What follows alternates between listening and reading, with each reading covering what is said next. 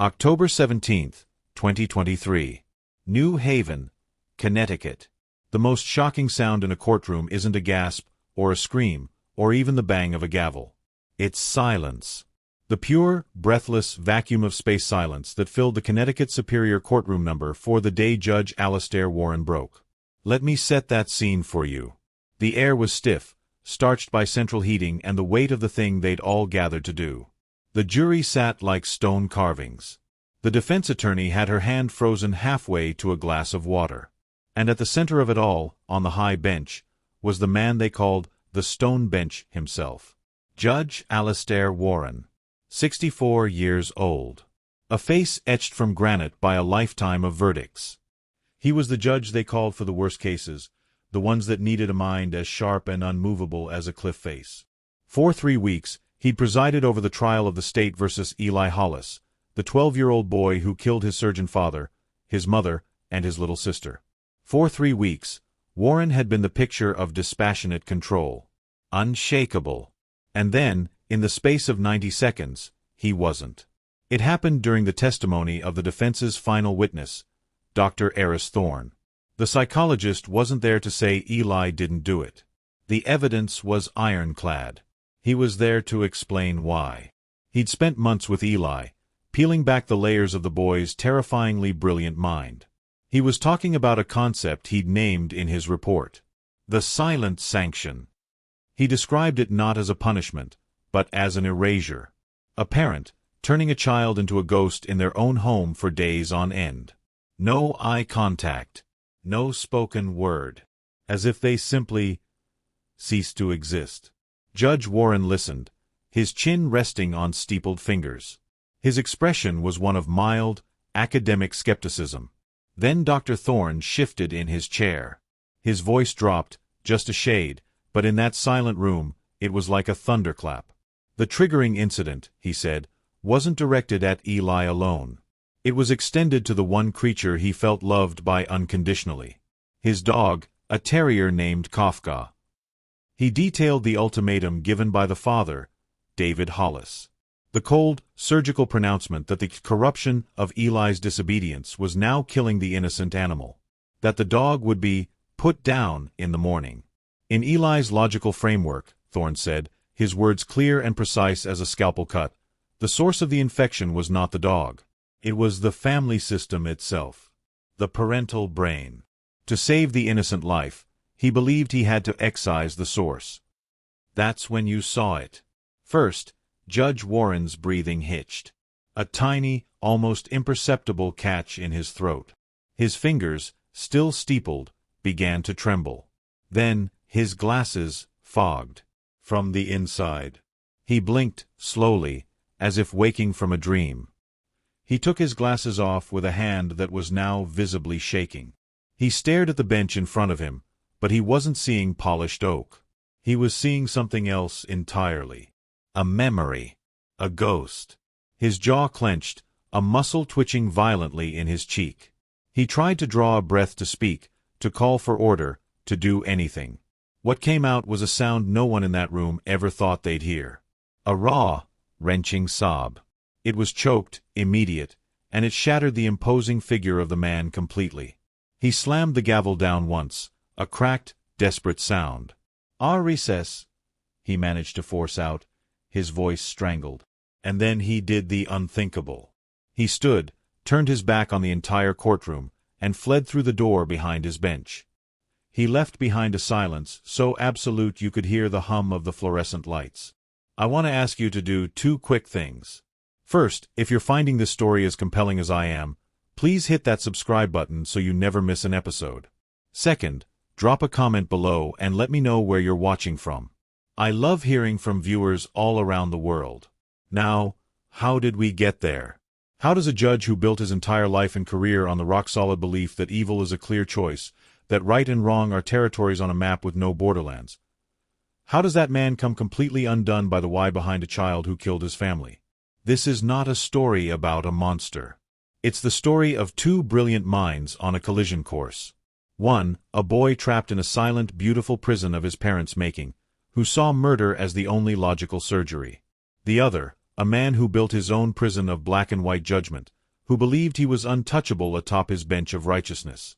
This is the story of the perfect, arrogant judge, and the fatal flaw he never saw coming. His own reflection in the eyes of a 12-year-old killer. It begins, as these things often do, not with a scream, but with silence. In a perfect glass house on a quiet street, where a family was slowly, politely, being erased from the inside out. Long before the blood. To understand the explosion, you have to first understand the pressure chamber. So let's step back, before the 911 call, before the police tape. Let's walk up the Bluestone path to 211, Cedar Lane in Willow Creek, Connecticut. Let's step inside the Hollis home. The first thing you'd notice isn't a thing at all. It's the air. It was cold. Not a temperature, but a quality. Filtered. It smelled of lemons and underlying bleach, like a museum that's been aggressively sanitized. You wouldn't smell coffee, or last night's garlic, or a dog, or the faint, sweet mildew of a kid's forgotten sneaker. None of the warm, messy smells of a lived-in life. It was air that had been curated. The house was a masterpiece of modern architecture, all sharp angles, vast windows, and pale, polished concrete. Sunlight didn't soften the rooms. It interrogated them, highlighting every flawless surface. There were no family photos in mismatched frames on the piano.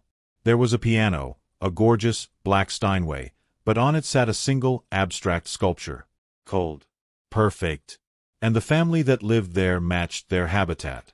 David Hollis, 45, was a cardiothoracic surgeon. Imagine a man who spent his days holding the human heart in his hands, commanding its rhythm, but whose own demeanor suggested he'd never felt a messy emotion in his life. He was tall, impeccably dressed even on Saturdays, with a gaze that didn't just look at you, it assessed you. He was less a father, more a chief executive officer of a small, high-stakes enterprise called the Hollis family. His wife, Claire, was a former concert cellist. Her beauty was fragile, like a porcelain cup you were afraid to touch. She moved through the house silently, a ghost in linen sweaters. Her music had once filled concert halls. Now, the only time she touched her cello was to dust it. She spoke in soft, polite phrases that meant nothing. Her eyes were always slightly distant, medicated to a gentle haze. Then there were the children. Sophie, 8, was a miniature of her mother. She had a collection of dolls she arranged and rearranged but never truly played with. She'd learned early that quiet compliance was the currency of survival. And Eli, 12 years old. If you saw him, you'd think he was a quiet, polite boy. A little serious for his age, maybe. He had his father's sharp, intelligent eyes, but where David's were commanding, Eli's were observational. He was a satellite, constantly collecting data. His genius wasn't the noisy, show-off kind. It was a deep, silent well. He read textbooks on neurobiology for fun. He could disassemble and reassemble complex machinery. But his true brilliance was in pattern recognition. He saw the patterns in everything. In traffic, in weather, in the stock ticker his father watched. And most acutely, he saw the patterns of behavior inside 211 Cedar Lane. Let me give you one scene. One dinner. It was a Tuesday, about 3 months before the end. The four of them sat at a long, marble table. The only sounds were the precise clink of cutlery on porcelain and the soft hum of the refrigerator. Eli had gotten his math test back that day. A 98 out of 100. Most kids would be thrilled. Most parents would offer a high five, or at least a good job. Eli placed the test, face up, next to his father's plate. David finished chewing a piece of salmon. He wiped his mouth with a linen napkin. He did not pick up the paper. He simply turned his head and looked at the red score. He looked at it for a full 30 seconds. The silence thickened, became suffocating. Claire stared at her plate. Sophie held her breath. Finally, David spoke. His voice was calm, clean, sterile, just like his operating room. A 98, he said. Not a question. A statement. Eli nodded, once. Interesting, David said. He took a sip of water. So, we have identified the 2% gap in your comprehension. He didn't ask what the missed question was. He didn't offer help. He framed the 98 not as an achievement, but as a diagnosis. A flaw in the system. I suppose, David concluded, turning back to his food, we now have a clear measure of your current limit. And that was it. The conversation was over. The subject was closed. The air got a little colder. Claire offered Eli a small, sad smile that didn't reach her eyes. Sophie nervously pushed her peas around. Eli didn't protest. He didn't look upset. He simply retrieved his test, folded it neatly, and placed it in his lap. His face was a placid pool. But underneath, he was processing, calculating. The input, your best effort, is merely a quantified limitation. The pattern was reinforced. Perfection was the baseline. Anything less was a personal failing, to be noted and archived. This was the ecosystem. Not one of shouted insults or physical blows. That would have been simpler. Hot violence you can push against. This was cold violence. A violence of absence. A violence of withheld approval, of love offered only as a reward for flawless performance. It was a house where you weren't yelled at for existing. You were quietly, politely, edited out of the narrative for any perceived mistake. Can you feel it? The terrible, mounting pressure of that silence? The weight of all those unsaid things? This was the world Eli Hollis was trying to navigate. And he was a brilliant cartographer, mapping every fault line, every tremor. He was learning the rules of his prison so well that eventually he would start planning not how to live within them, but how to break them. The end of the silence came at 11:07 p.m. on a Thursday night. It came as a phone call. A 911 call. The dispatcher's voice was calm, professional. 911, what's your emergency? The voice that answered was a boy's. Prepubescent. Clear. It was utterly, profoundly flat. There was no tremor. No panic.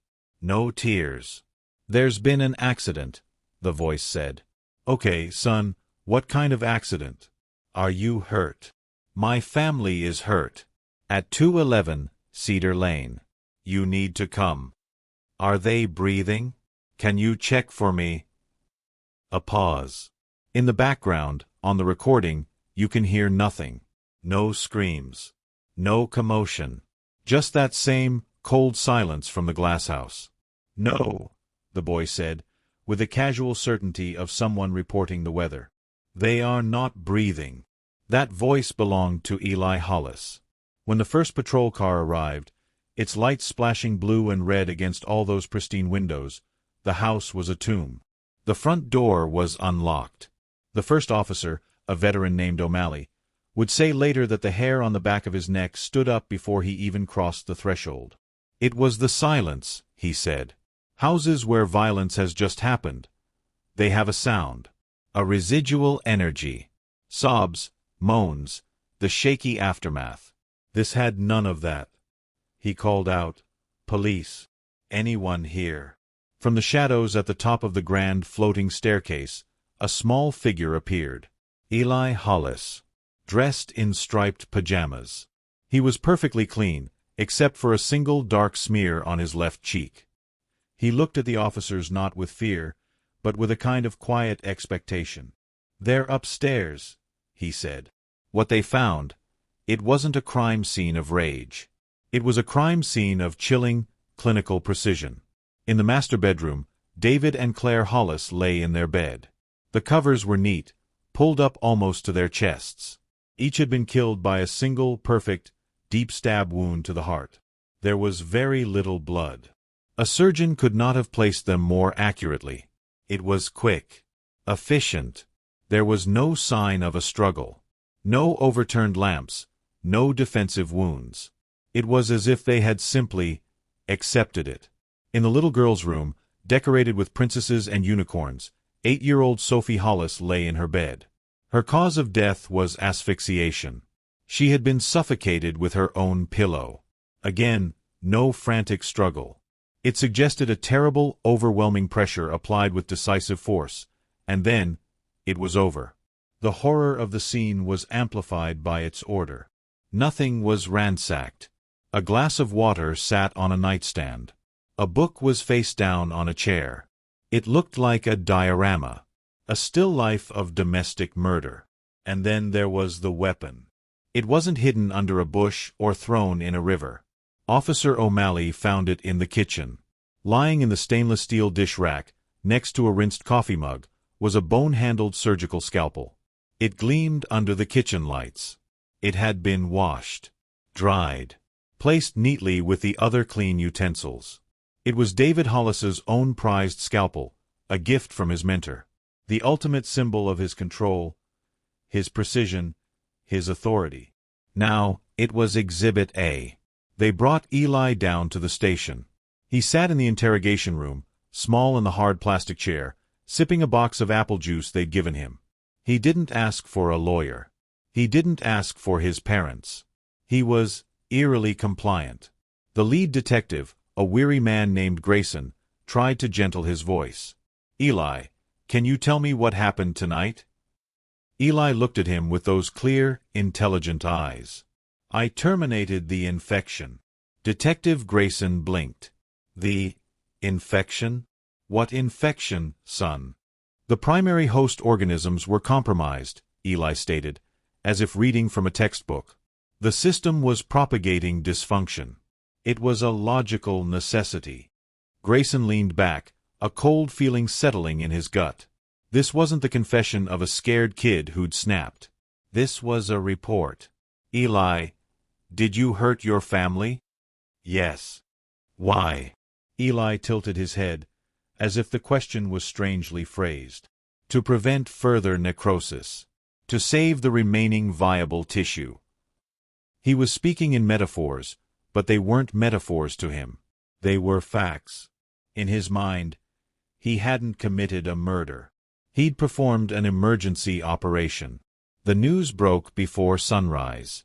The headlines were a frenzy: prodigy or psychopath, boy genius accused of family annihilation. The story had everything: wealth, intellect, unspeakable tragedy. It was a case so black and white on the surface, so monstrous in its details, that the district attorney's office knew it needed a judge with an iron reputation. A judge who could handle the media storm and deliver a verdict that felt like justice. They needed a judge who wouldn't be swayed by tears, by age, by psychiatric jargon. They needed a judge who believed in the simple, heavy weight of the law. They needed the stone bench. They needed Judge Alastair Warren. And they sent the file to him that very morning. While Eli Hollis sat in a sterile juvenile holding cell, and the news vans circled his glasshouse like sharks, the man who would decide his fate was doing what he always did. Every weekday morning, at precisely 5:45 a.m., Judge Alastair Warren performed his ritual. He lived in a stately, quiet colonial in Westport. Not a modern glass box, but a house of thick walls, polished wood, and inherited furniture. Order was his religion. His coffee was brewed at 5:46. His toast was lightly browned at 5:52. He read the Wall Street Journal and the Connecticut Law Tribune in a specific chair, under a specific lamp. At 64, Warren was more monument than man. Tall, with a spine so straight it seemed to reject the very concept of slouching. His silver hair was exact. His suits were dark, expensive, and pressed to a knife's edge. His eyes, behind his classic wire-rimmed glasses, were the color of a winter sky, clear, sharp, and offering no warmth. They called him the Stone Bench. It wasn't just a nickname, it was his brand. For 32 years on the bench, his reputation was crystalline, unemotional, uncompromising, utterly convinced of the world as a place of clear rights and clear wrongs. He didn't see shades of gray. He saw a ledger, and his job was to balance it. His philosophy was forged in fire, or rather, in the cold aftermath of one. Early in his career as a prosecutor, he'd tried a case that became local legend. A teenager from a troubled home had burned down a historic barn for kicks, killing several prized horses. The defense pleaded for leniency, citing abuse, neglect, a broken system. Young Alastair Warren's closing argument was quoted for years. He'd pointed at the accused and said, "The law does not recognize a reason for cruelty. It recognizes a choice." He chose to strike the match. He chose to watch it burn. We do not get to choose our pain, but we are, each of us, the absolute authors of our actions. He secured a maximum sentence. After the verdict, he was quoted saying, "Sympathy has its place. Its place is not between the walls of a courtroom, where it can blur the lines we all depend on." That belief, that actions were pure choices, that context was just excuse-making, hardened into his core. It made him a hero to victims' rights groups and a terror to defense attorneys. He saw himself as a surgeon of the social order, cutting out the cancerous choices without flinching. On this particular morning, as the Hollis case file landed on his mahogany desk, he finished his coffee and opened the thick manila folder. He saw the crime scene photos, the neat beds, the single, precise wounds. He saw Eli's school picture, a clean-cut boy with an unsettlingly direct gaze. He read the preliminary report, genius-level IQ, affluent home, no history of violence. Judge Warren's lip curled. Not in disgust, but in a kind of cold recognition. He'd seen this before, or a version of it. The entitled intellect. The young mind that believed the rules of humanity were for lesser beings, arithmetic problems to be solved or bypassed. To Warren, this wasn't a tragedy, it was a paradigm. A test case for his entire worldview. He leaned back in his leather chair, the morning sun glinting off his glasses, rendering his eyes invisible. "A little philosopher king," he murmured to the silent, book-lined room. A child who looked at the foundational bonds of family and society, performed his own cold calculus, and found them wanting. Decided he was above the law of man and nature. He closed the file with a firm, final thwop. In his mind, the case was already crystallizing. This was not about why. The why was arrogance. The why was a moral vacuum disguised as intellectual superiority. His role was clear, to affirm, in the most powerful way possible, that some lines cannot be crossed. That the social contract is not a suggestion. He would certify Eli Hollis as an adult. He would try him as an adult. And he would make sure the sentence was a monument to consequence. What Judge Warren, in his impeccable study, failed to see, what his brilliant, logical mind actively refused to consider, was the fatal flaw in his own reasoning. It was buried deep, under decades of polished rhetoric and rigid principle. His own childhood had not been one of warm hugs and easy laughter. He had grown up in a different kind of silent house, with a father whose disappointment was a physical force, a cold presence that could erase a boy's spirit without raising a hand. A father who, after a tragic accident took Warren's younger sister, had blamed his surviving son and then punished him with a year of absolute, wordless shunning. Young Alistair hadn't fought back. He hadn't acted out. He had frozen. And then, he had built a fortress of rules and judgments on top of that frozen boy, brick by heavy brick. He looked at Eli Hollis and saw only the monster who fought back with violence. He could not see the trapped, frozen child underneath, because to see that child would be to acknowledge the one still trapped inside himself. He saw a remorseless killer who needed to be put away. He never once considered that he might be looking in a mirror. While Judge Warren was polishing his gavel of judgment, the state had already set another process in motion. The law, even in its coldness, has a procedure for the unexplainable. Before a child can be certified as an adult, a deep psychological evaluation is required. Enter Dr. Eris Thorne. Think of him as an archaeologist of damaged minds. In his late 50s, with a kind, weary face and eyes that missed nothing, he worked in a small, book-choked office in a state medical building. His job was to dig, to sift through the wreckage of a psyche and try to understand what blueprint it had been following before it collapsed. His first meeting with Eli Hollis took place in a sanitized visitation room at the Juvenile Detention Center. No bars on the windows, but the glass was thick, reinforced. Eli was brought in, small and slight in the standard-issue sweats. He didn't slump. He sat upright in the chair opposite Thorne, his hands folded neatly on the table. He looked at the doctor not with fear or defiance, but with a pure, neutral curiosity. "Eli, my name is Dr. Thorne," he began, his voice soft. "I'm here to talk with you. Not about right or wrong, but about understanding. Is that okay?" Eli gave a single, concise nod. "Okay." Thorne started gently, with easy questions. Cool. Interests. Eli's answers were precise, technical, devoid of emotion. He liked systematic processes and clean logic. He found literature inefficient, but respected biology for its clear rules. Then, Thorne carefully steered toward the family. Can you tell me what it was like at home? What was the atmosphere? Eli was silent for a long moment. He looked past Thorne, as if seeing the glass house projected on the wall. When he spoke, his voice was the same flat, informative tone. Our home was a failing organism, he said. Thorne kept his face still. An organism? Yes. A closed system. My father was the prefrontal cortex. The planning, judgment, and executive function. But his output was corrupted. A command to seek perfection, but with a feedback loop that defined any imperfection as a fatal system error. Thorne felt a chill that had nothing to do with the room's temperature. The boy wasn't just using a metaphor. He was diagnosing. And your mother? The limbic system, Eli said without hesitation. The emotional processor. But it was suppressed. Medicated to a dormant state. It offered no regulatory balance. It was just background noise. What about your sister, Sophie? A healthy cell, Eli said, and for the first time, a faint shadow passed behind his eyes. But in a toxic environment, healthy cells undergo apoptosis, programmed cell death. She was learning the pathways of silence. She was beginning to necrotize. Thorne leaned forward slightly. And what were you in this organism, Eli? Eli met his gaze directly. I was the immune response. The words hung in the air. Clinical. Terrifying. An immune response attacks what it perceives as a threat to the whole, Thorne said gently.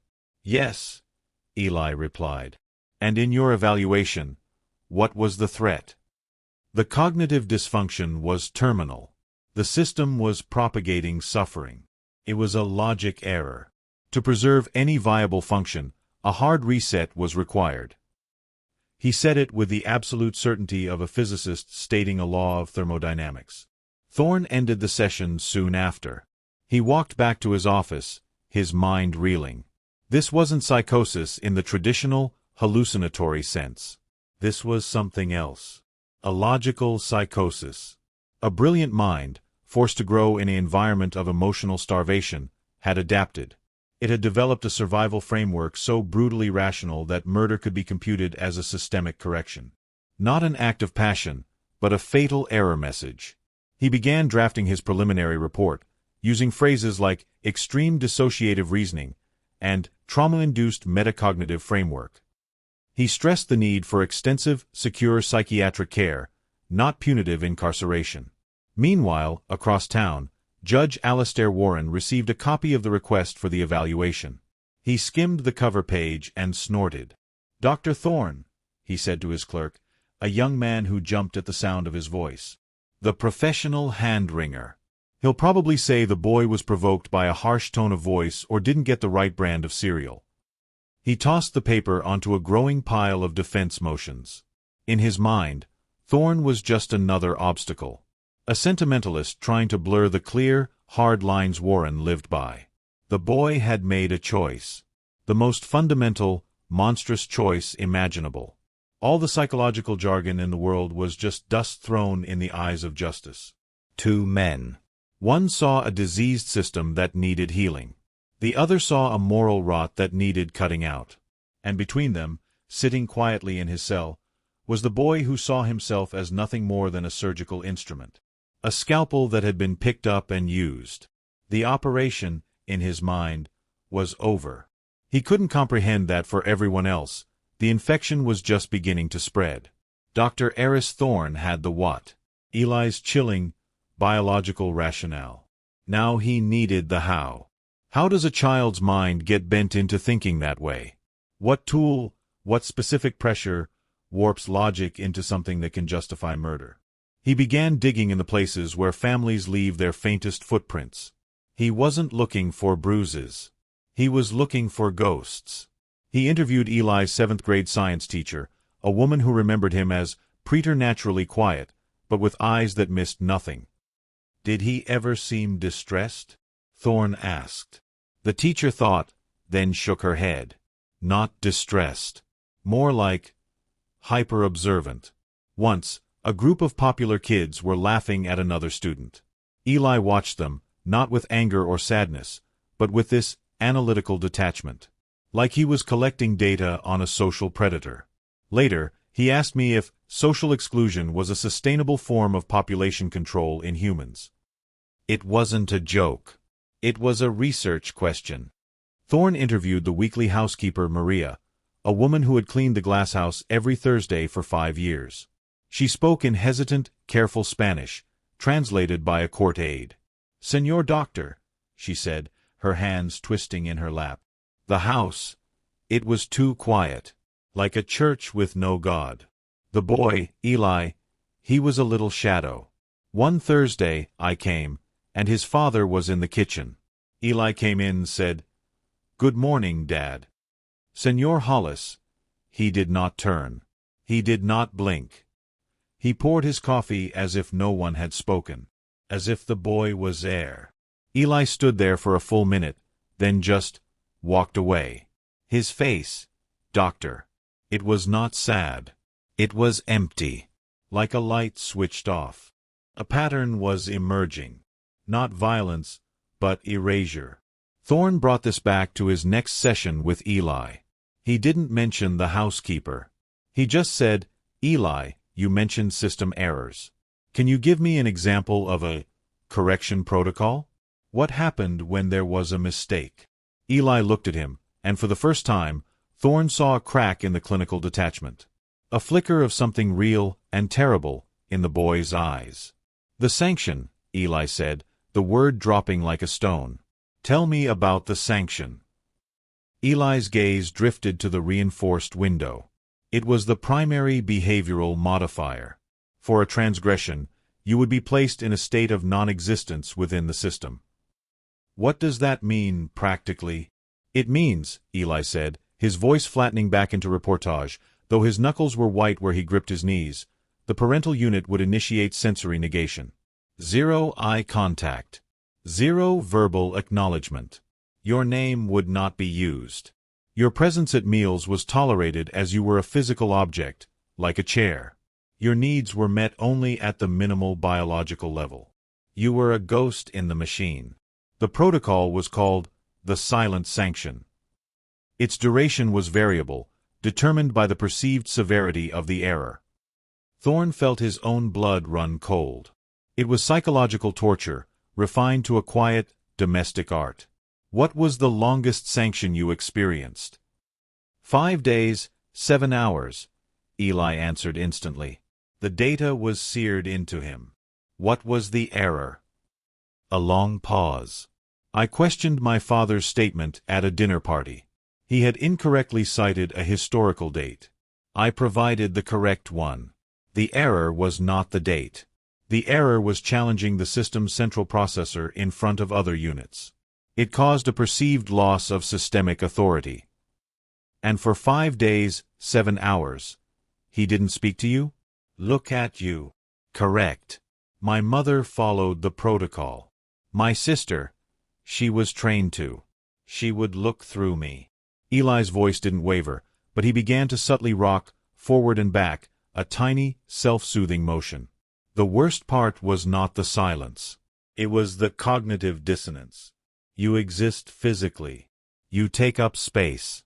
But to the operating system of your world, you are null. A zero. It creates a feedback loop of irrationality. The only logical conclusion is that you are the error. You must be deleted. Thorne finally understood. This was the forge. This was the heat and pressure that took a brilliant mind and hammered it into a weapon. The sanction didn't just punish. It unmade.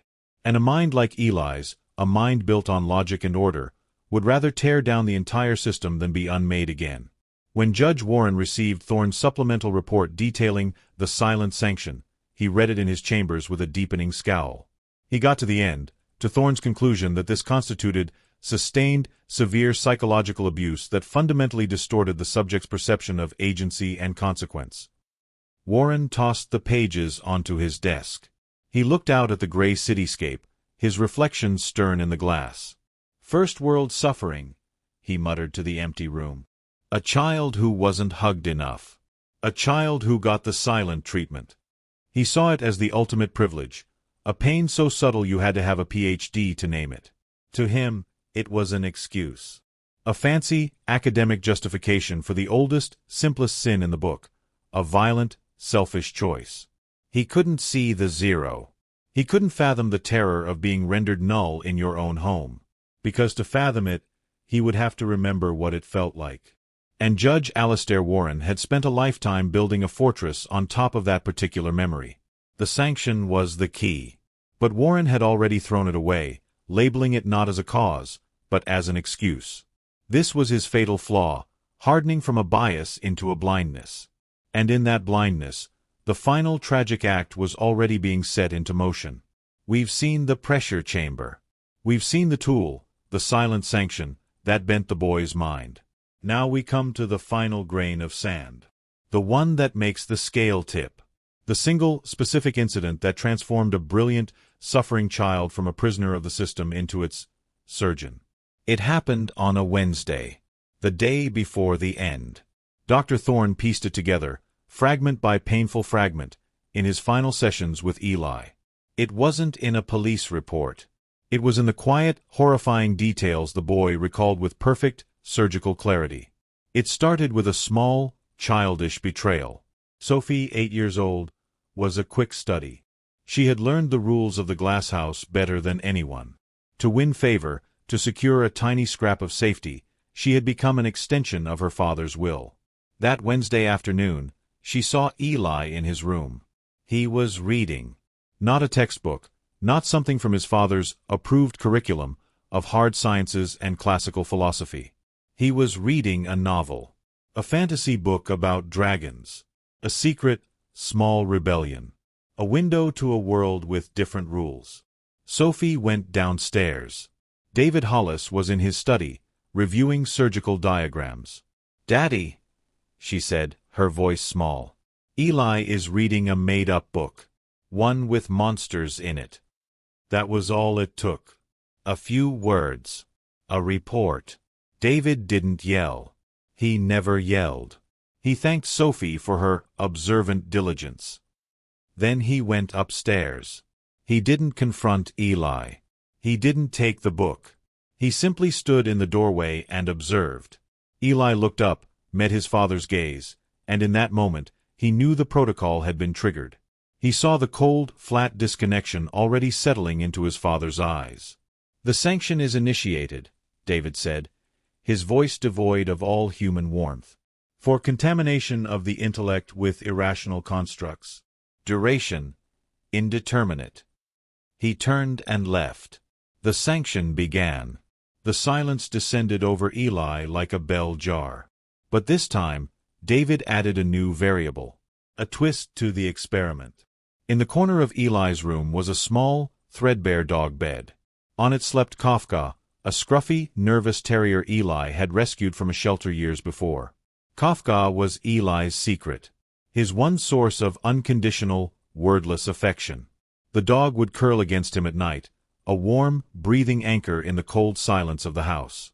The next morning, when Eli went to feed Kafka, he found the food bowl empty.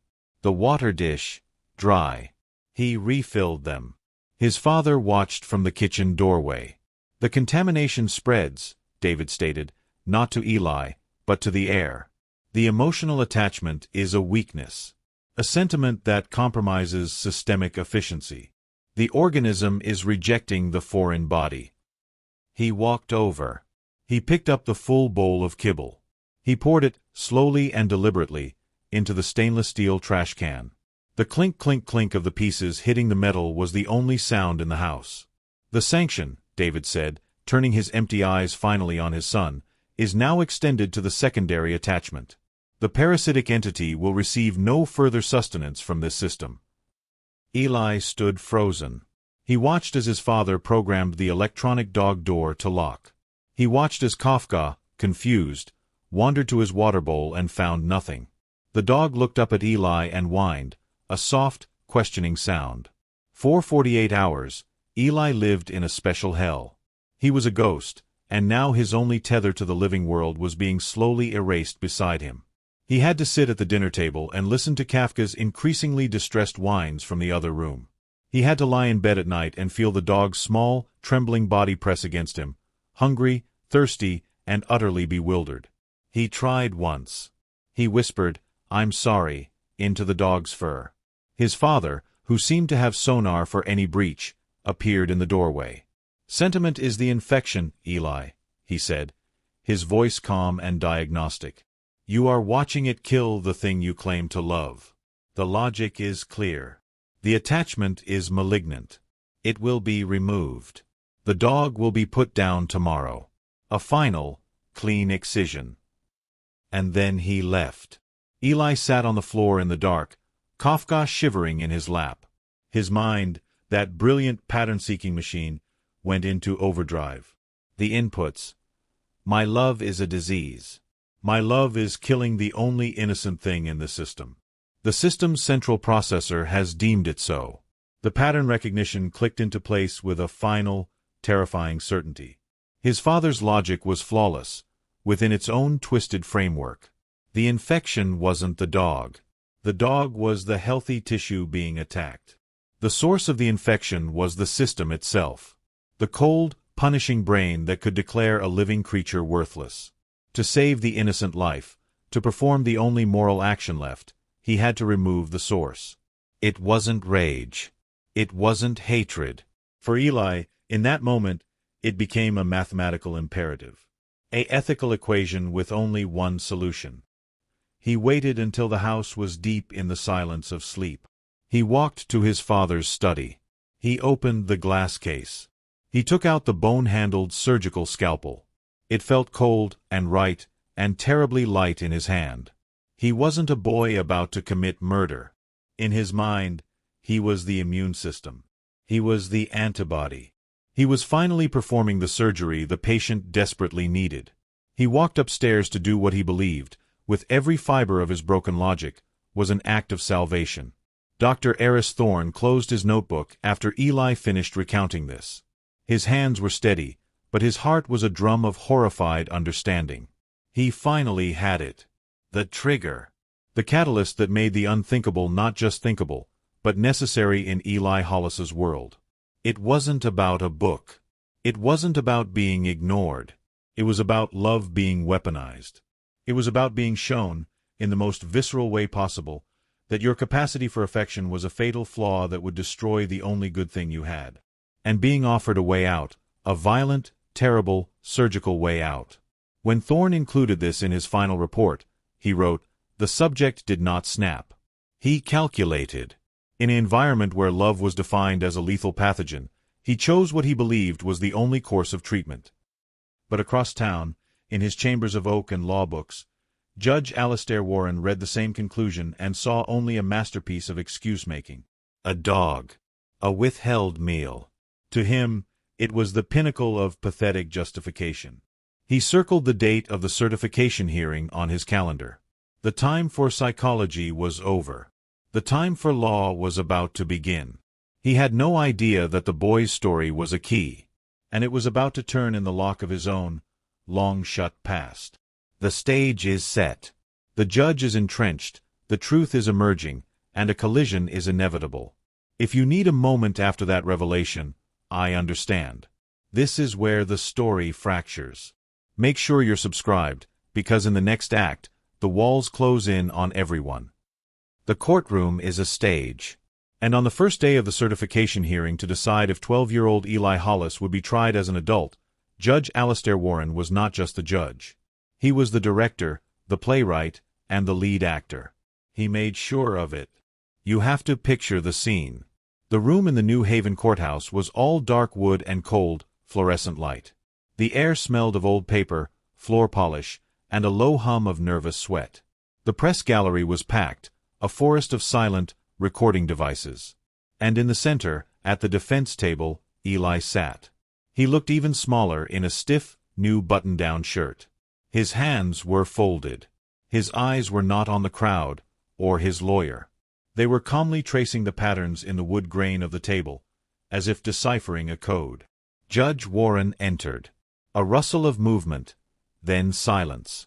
He took the bench, his black robes flowing around him. He settled in. He adjusted his glasses.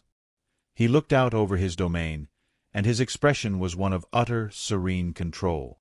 This was his theater. And today's performance was titled Certainty. The prosecution went first. They laid out the facts like laying bricks, building a wall of horror. Crime scene photos were entered into evidence. Warren allowed them, over the defense's shuddering objection. He knew the power of visuals. The neat beds. The single, precise wounds. He let the jury sit with those images, let them sink in. When the lead detective described finding the scalpel in the dish rack, Warren gave a slow, grave nod, as if to say, "See? See the cold calculation?" Then, it was the defense's turn. Their strategy was clear, to argue that Eli's mind was so fractured by abuse that he could not form the criminal intent required for an adult murder charge. Their key witness was, of course, Dr. Eris Thorne. Thorne took the stand. He was calm, professional. He began to explain his diagnosis, the framework of logical psychosis. Judge Warren let him speak for about 90 seconds. Then, he leaned forward. "Dr. Thorne," he said, his voice a smooth, cold baritone that filled the room. "You are here to offer a psychological opinion, correct? Not a legal one." "That's correct, Your Honor." "And the law," Warren continued, as if guiding a dim student, "concerns itself with actions. The fact of a killing. The means of a killing. Not the internal metaphors a defendant may have constructed afterwards to justify those actions. Would you agree?" Thorne paused. "Your Honor, the metaphors, as you call them, are the operating system.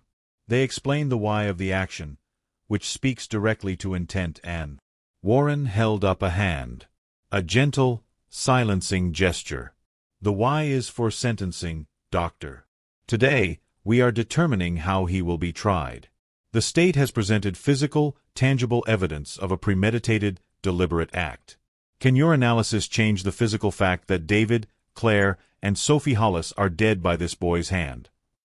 It was a masterful move. He was boxing Thorne in, reducing months of complex analysis to mere storytelling in the face of fact. He sustained objections from the prosecution whenever Thorne tried to detail the silent sanction. He called it hearsay, speculative, prejudicial. To the jury, Warren appeared the very model of a fair judge, keeping the proceedings clean, focused on the law. But to anyone listening closely, he was surgically removing the heart of the defense's case before it could beat. And through it all, Eli watched. Not Warren, not Thorne. He watched the jury. He saw their faces tighten at the photos, then glaze over slightly during the psychiatric terminology. He was gathering data. His own face remained a placid, unreadable pool. During a recess, Warren retreated to his chambers. He poured a glass of water. He felt a familiar, solid satisfaction. He was winning. The defense was floundering in the soft sands of psychology, while he stood on the granite of the law. He picked up Thorne's report from his desk, skimming it again. His eyes caught on a passage about the triggering incident, about the dog, Kafka, about the extended sanction, about the father's ultimatum, "The dog will be put down tomorrow." A strange, fleeting sensation passed through Warren. A twist in his gut. A ghost of a smell, straw and damp fur. He saw, for a half-second, not the words on the page, but the scruffy, hopeful face of a border collie mix named Bandit. His dog. From a lifetime ago. His father's voice, not David Hollis's, echoed in some deep corridor of his memory. "That animal is a distraction from your responsibilities. It goes to the farm this weekend." And the crushing, silent dread that had followed. Warren shook his head, a sharp, physical motion. He took off his glasses and rubbed the bridge of his nose. "Nonsense," he thought. "Sentimental nonsense. You're tired." He associated the brief weakness with fatigue, not truth.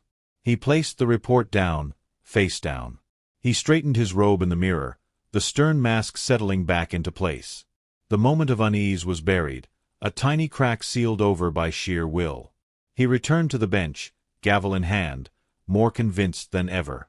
He looked at Eli, this quiet, monstrous child, and then at Dr. Thorne, the apologist. This is the theater of justice, he thought, and I am ensuring the right play is performed. He had no idea that the set was about to collapse, and that the ghost in the wings was his own. The defense attorney, a woman named Linda Reyes who had fought for overlooked kids her whole career, saw the walls closing in.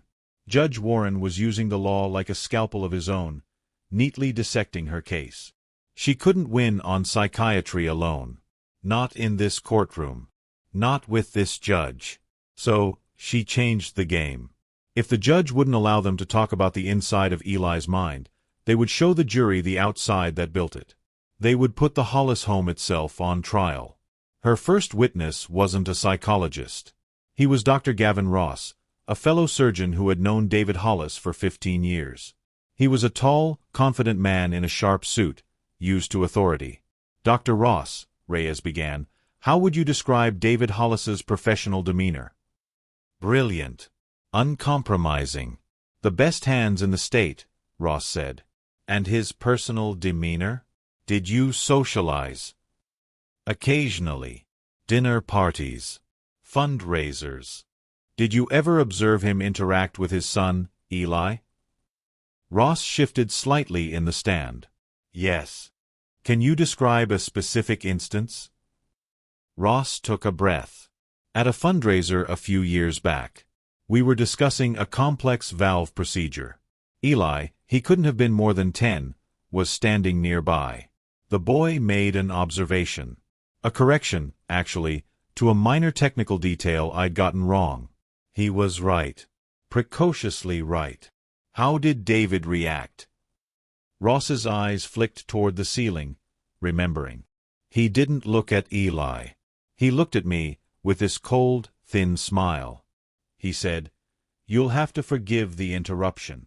My son mistakes a parrot's memory for a surgeon's insight." Then he turned his back and resumed our conversation. Ross paused. The boy, he just stood there. He didn't flinch. But his eyes, they went blank. Like someone switched off a monitor. In the jury box, a woman in the second row subtly pressed her lips together. Reyes's next witness was Maria, the housekeeper. She was terrified, clutching a tissue, speaking through the interpreter. "Senora Maria," Reyes said gently, "you described the silence. Can you tell the court about the sounds? Were there ever any happy sounds?" Maria shook her head slowly. "No, senora. No laughter. No music. Only the sounds of things. The hum of the refrigerator. The click of Senor's shoes on the floor." She took a shaky breath. Once, the little girl, Sophie, she was drawing. She made a picture of the family. She brought it to her mother. "Senora Claire," she looked at it, and she said, "The proportions are wrong." And she handed it back. The girl, she did not cry. She just went and put it in the recycling bin. A juror in the back, a man with kind eyes, looked down at his own hands. Then, Reyes played her card. She called the Hollis family's former landscaper, a burly man named Joe. He'd worked there for 3 summers. "Mr. Joe," Reyes asked, "did you ever witness any disciplinary action toward the children?" Joe looked uncomfortable, his cap in his hands. "Yeah, I guess. One time, I was mowing the side lawn. The boy, Eli, was out with his dog, a little terrier. The dog ran over, dug up a small spot near a flower bed. No big deal. The father came out. He didn't yell. He just looked. He told the boy to put the dog inside. Then he told the boy to sit on the patio, in the sun. And he just left him there. For how long? My whole shift. 4 hours. I finished, packed up my truck, he was still there. Just sitting. staring straight ahead, not moving. It was the creepiest thing. It was a hot day. I asked him if he was okay when I left.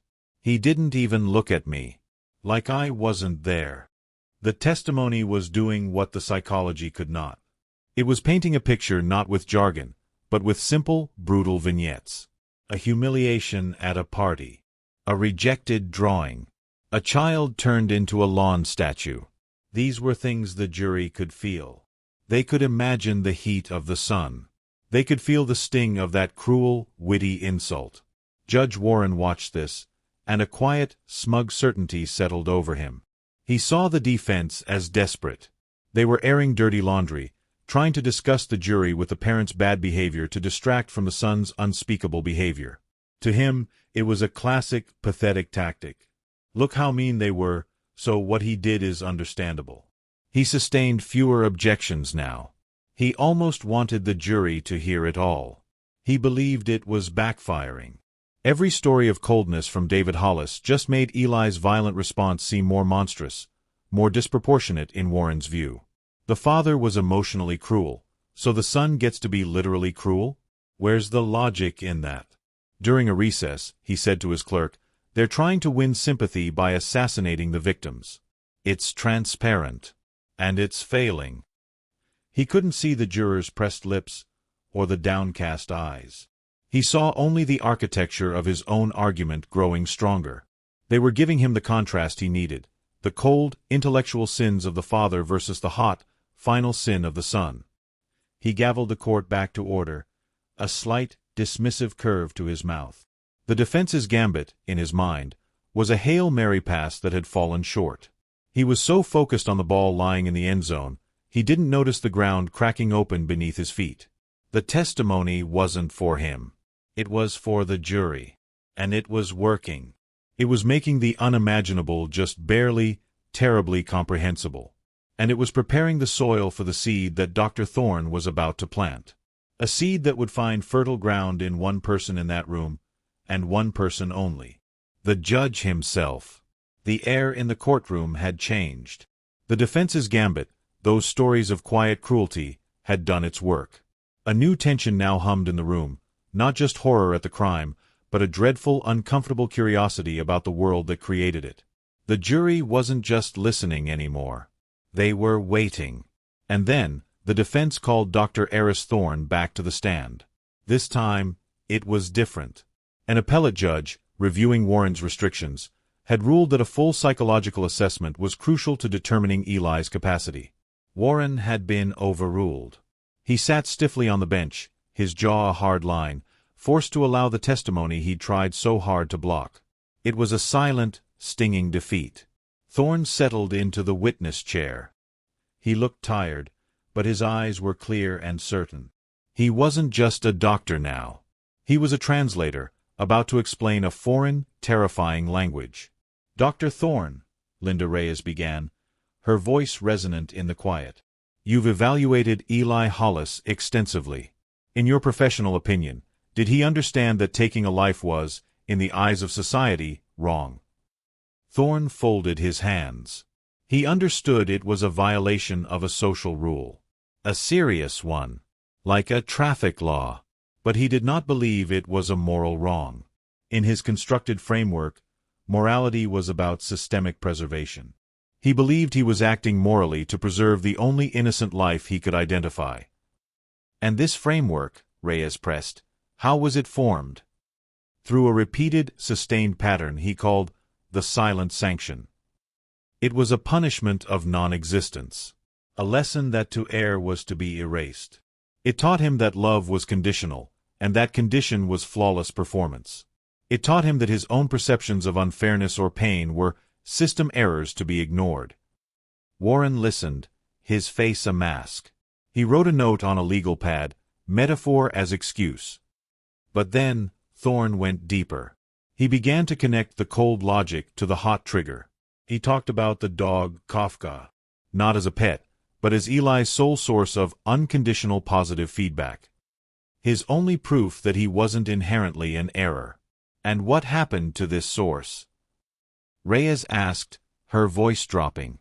The sanction was extended, Thorne said, and every word was precise, clean, and devastating. The father, David Hollis, identified the dog as a parasitic entity.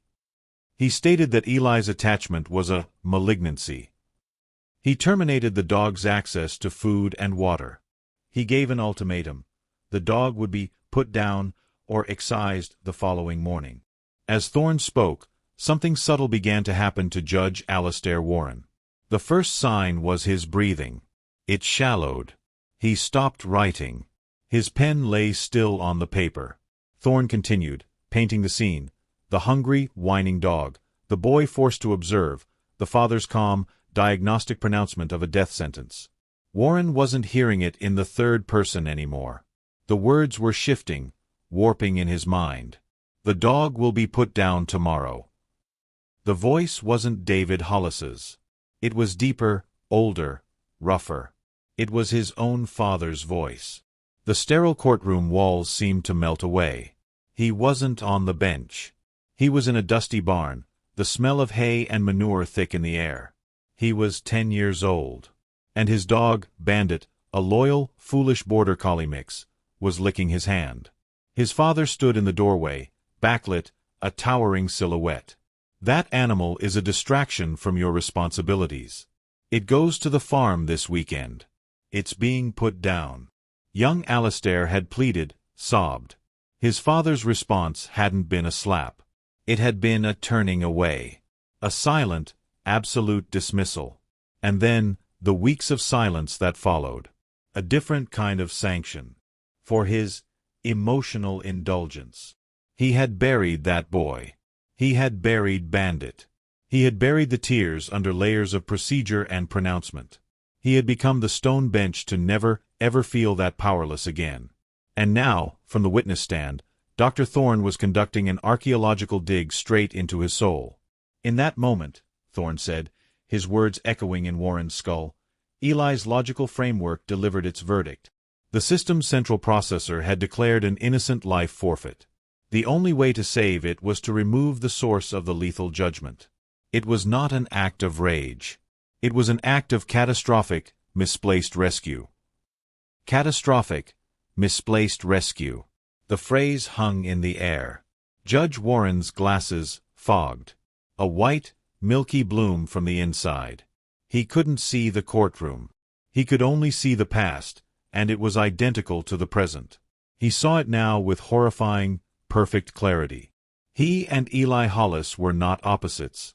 They were 2 points on the same terrible line. Both had faced the same unthinkable loss. The same cruel, paternal decree. The same crushing silence. The boy he had seen as a monster who acted was just the ghost of the boy he himself had been, who had frozen. One fought back with a scalpel. The other had fought back by building a fortress of law where no feeling could ever hurt him again. His entire life, his philosophy, his reputation, his unshakable certainty, was not built on righteousness. It was a 40-year-old scream frozen into the shape of a gavel. A low, choked sound escaped his throat. It was the sound of a foundation cracking. He fumbled for his glasses, his hands trembling violently. He took them off, but the world was still a blur. His chest hitched.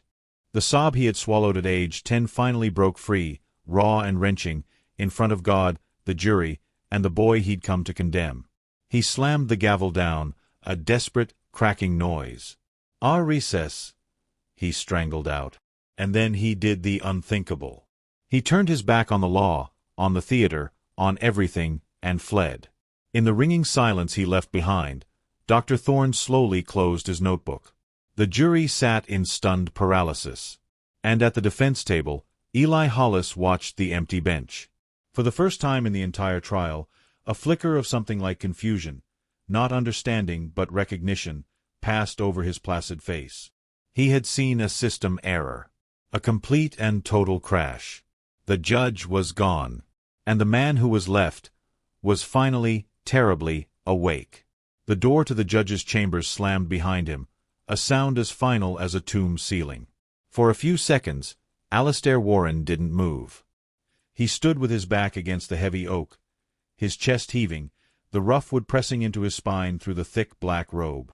The world was a blur of tears and myopia. He stumbled forward, his legs unsteady, the robe tangling around his ankles like a shroud. He didn't make it to his desk. He didn't make it to the chair. His knees gave out halfway across the Persian rug. He didn't so much sit as collapse, folding onto the floor with a heavy, ungraceful thud. The breath was knocked out of him, but the sobs kept coming, deep, wrenching, ugly things that tore from a place he didn't know he still had inside him. He fumbled the wire-rimmed glasses from his face. They clattered onto the rug, one lens cracking with a tiny, definitive snick. He didn't care. He pressed the heels of his hands into his eye sockets, trying to push the images back in. But they were unleashed. It wasn't just the memory. It was the synchronicity. He saw 10-year-old Alistair, knees-skinned, holding Bandit's rough, warm fur.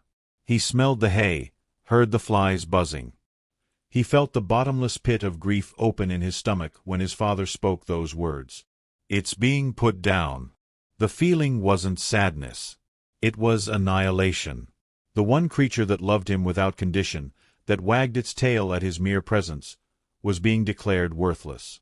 And it was his fault. His love was the distraction. His affection was the fatal flaw. And then, the silence. Not the quiet of the Hollis house, but the roaring, empty silence of his own. His father didn't speak to him for a month.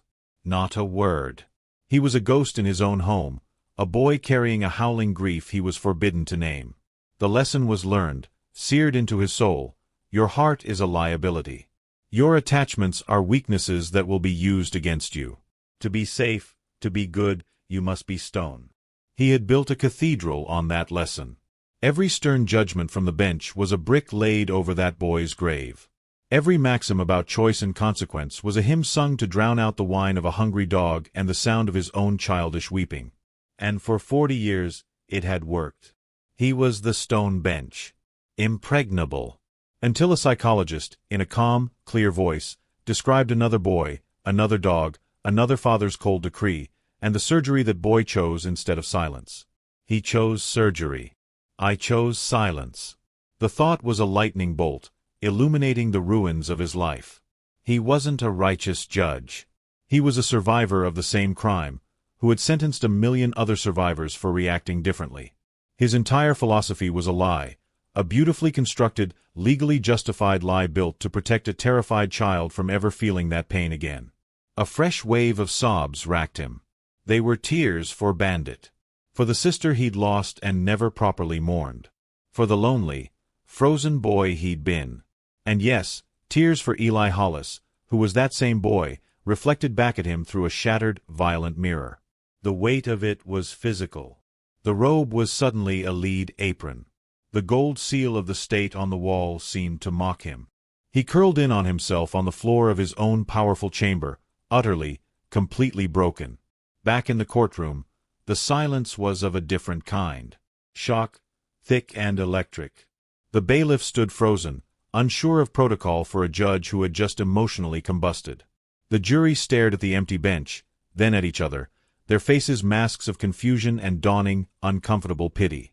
The prosecution team shuffled papers, avoiding eye contact, the wind utterly gone from their sails.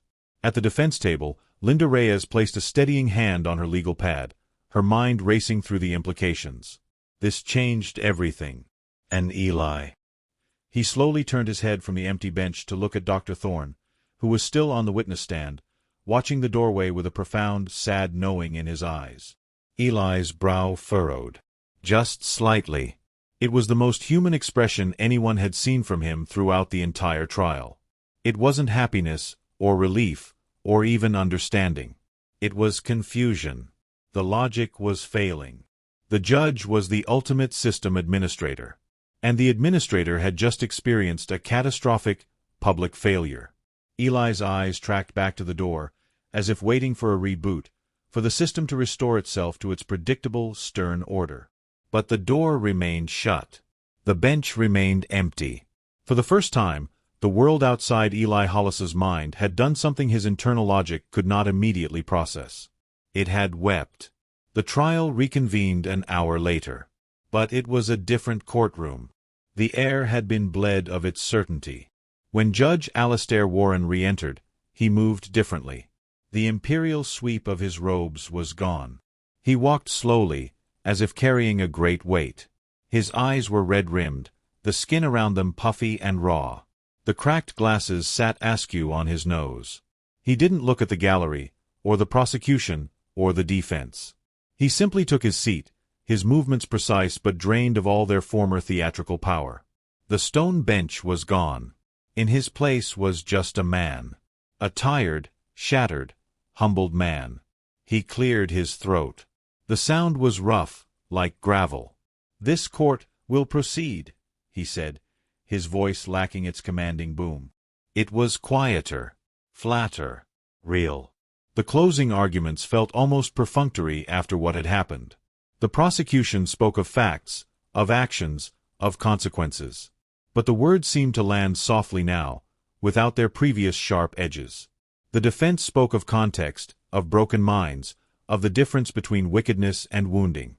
The jury listened, but their eyes kept flicking back to the judge, who sat with his head slightly bowed, listening as if hearing these arguments for the very first time. Then, it was Warren's turn to instruct the jury. This was usually where he would shape the law like a weapon, guiding them toward the verdict he believed was just. His instructions were legendary for their clarity, their unwavering focus on the letter of the law. Not today. Today, his voice was a low, steady murmur. He outlined the law on murder, on manslaughter, on the certification of a minor. But then he added something unscripted. He looked at the 12 men and women, and he said, "You are tasked with judging an action. But in determining the nature of that action, its degree of culpability, its very character, you may consider the entire landscape in which it occurred. The law is not blind. It must see. It is your duty to see everything." It was the closest thing to an endorsement of the defense's case anyone had ever heard from his bench. The prosecution looked stunned. Linda Reyes let out a slow, controlled breath. The jury filed out to deliberate. The wait was not long. 4 hours. In a case this horrific, that was a blink. It suggested there was no great debate, no deadlock. They had seen what they needed to see. When they returned, their faces were solemn, but not harsh. The foreperson, a middle-aged woman with kind eyes, stood. "On the charge of murder in the first degree for the death of David Hollis, how do you find the defendant?"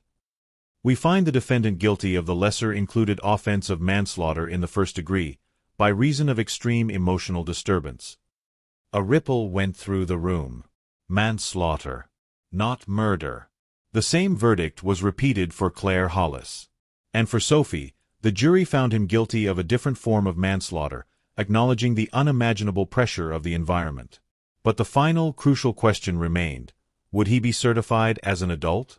The foreperson looked at the paper.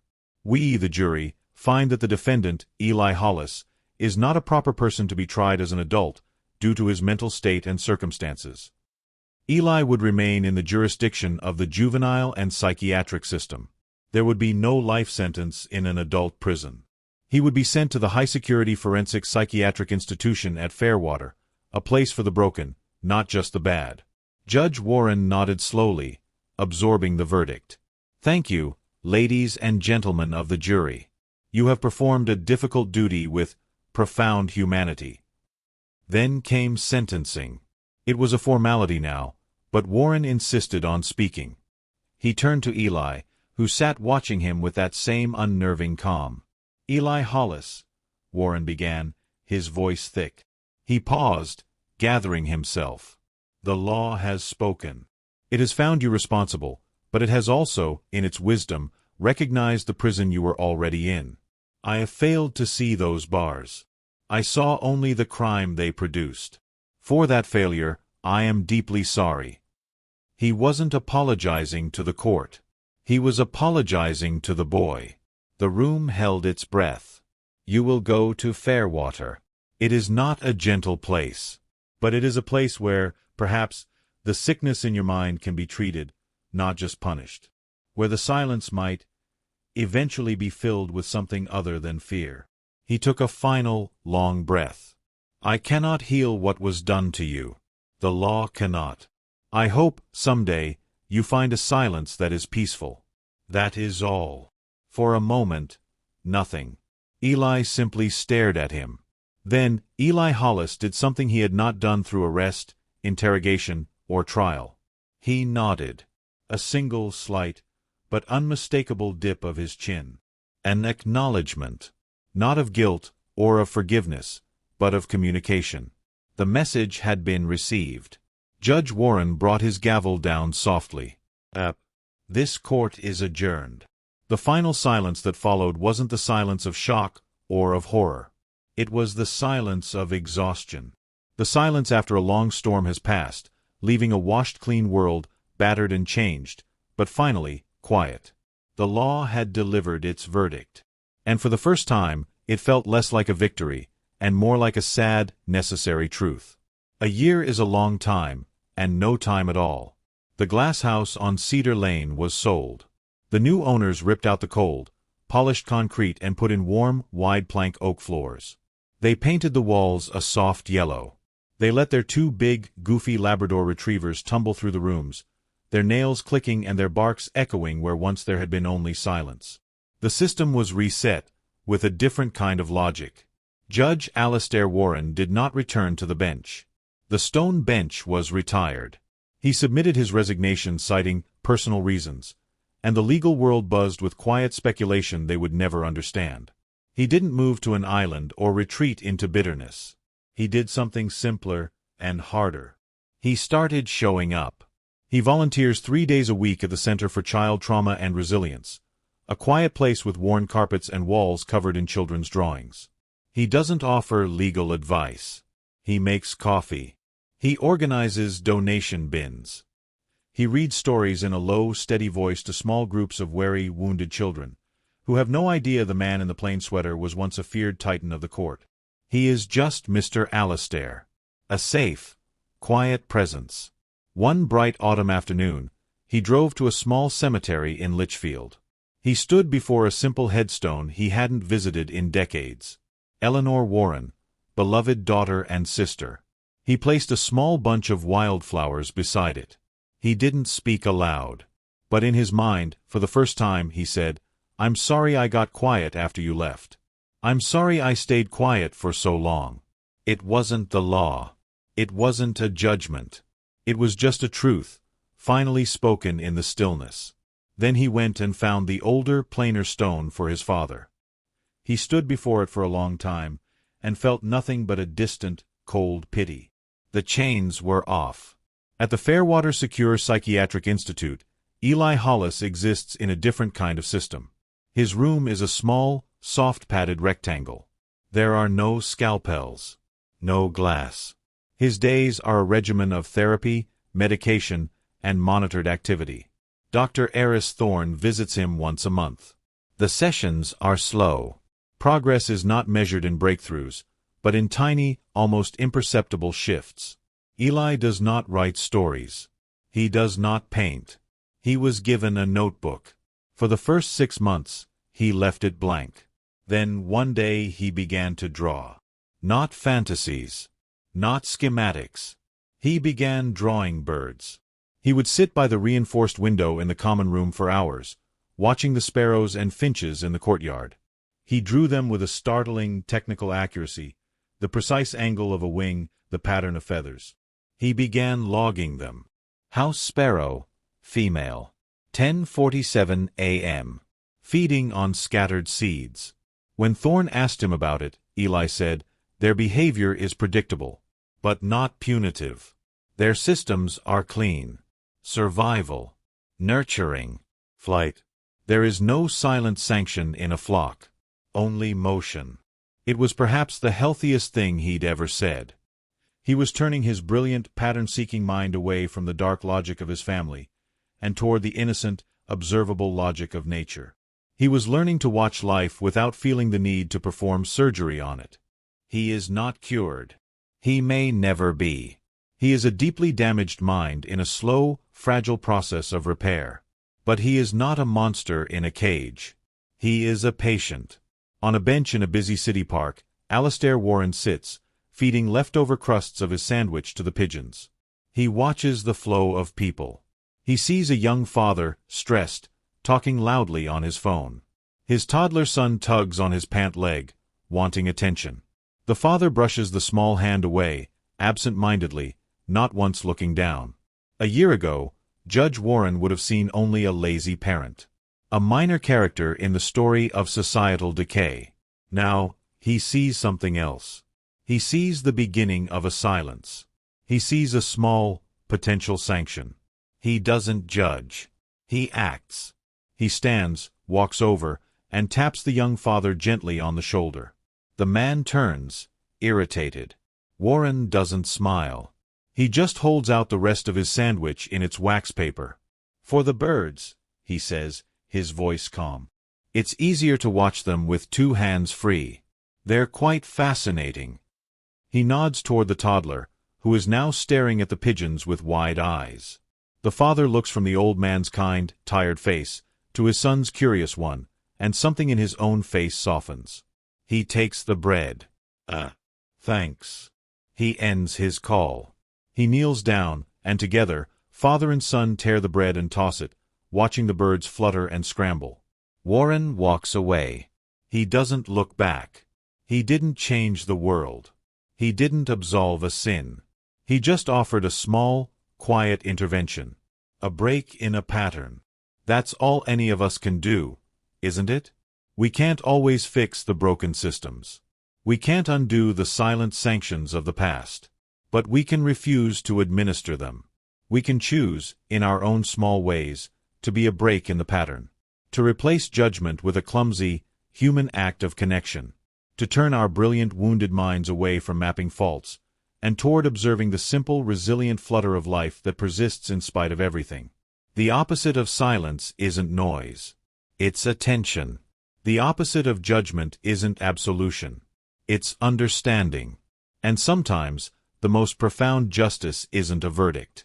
It's a quiet man on a park bench, making sure the birds get fed, and a broken boy in a quiet room, finally learning how to watch them fly. This was a story about the prisons we build for others and the ones we live in ourselves. If it made you think or feel, I'd be grateful if you'd share your thoughts in the comments. And if you want to join me as we unravel more stories where psychology and justice collide, make sure you're subscribed. Until next time.